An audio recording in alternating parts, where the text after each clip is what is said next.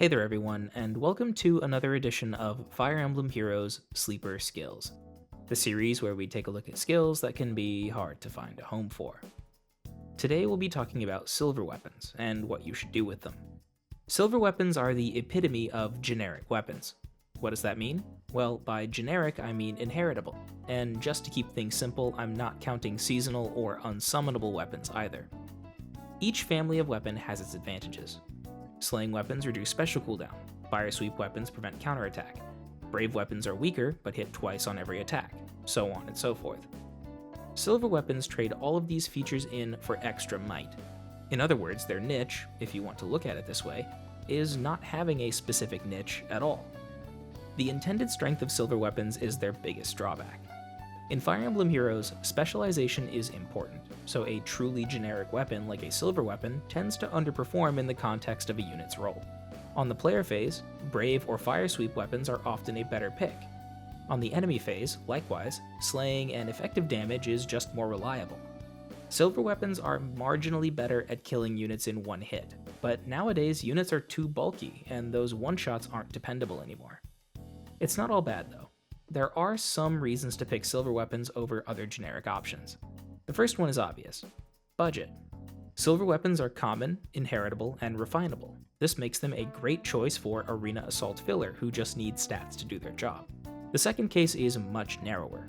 When compared to a blade tome, a refined silver tome, like Rexcalibur, has more might and doesn't have a drawback.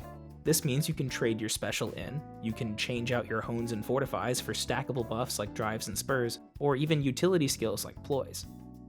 By switching away from the blade tome, you open up a lot of build options, and some of them are worth exploring. Speaking of builds, let's look at some. As always, these aren't the only builds that use silver weapons, there are just a few that I like. Up first we have one of my favorite pure budget units in the game, Clive. Now, we all know that Clive isn't the best unit, but he is usable. Unlike Berkut, who has a very similar stat line, Clive was obtainable as a natural 5-star, which saves you a lot of feathers. Clive doesn't do much more than wall physical reds, but that's all that he needs to do. For his weapon, we keep his silver lance and refine it with plus defense. For the special, I recommend Bonfire or Ignis. In the A slot, he's happy with anything that boosts his defenses, but I like giving him Fortress defense. For his B skill, I lean towards a Breaker, Lance Breaker or Sword Breaker depending on your preference. However, if you need Clive to fight heavily merged red opponents, you'll probably want Sword Breaker. Finally, his C skill and seal are flexible, but I'd keep focusing on his survivability above everything else.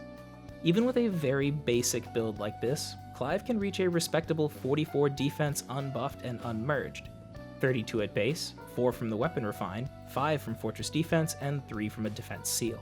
That's not too shabby for a unit that took almost no investment. Will this build set the world on fire?